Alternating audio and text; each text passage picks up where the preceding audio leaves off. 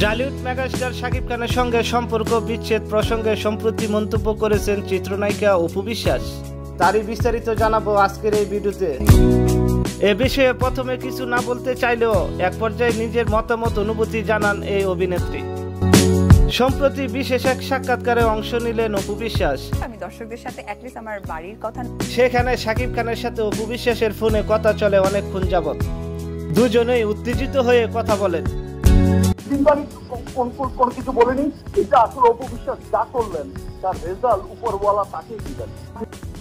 শাকিব খান বলছেন আপনার সঙ্গে তার কোনো বিয়ে হয়নি, তার কোনো সংসার হয়নি, ইমোশনাল কোনো কিছু হয়ে থাকতে পারে, তার জন্য তিনি তার সন্তানকে স্বীকার করছেন, কিন্তু আপনার সাথে তার কোনো বৈবাহিক সম্পর্ক হয়নি তিনি জোর দিয়ে বলছেন।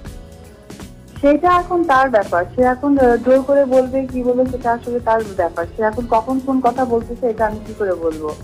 এখন বাচ্চাকে স্বীকার করতেছে বিয়ে হয়নি, বিয়ে ছাড়া কখনো কি বাচ্চা হয়? আর আমি তার বাসায় কি কখনো বিয়ে ছাড়া গেছি?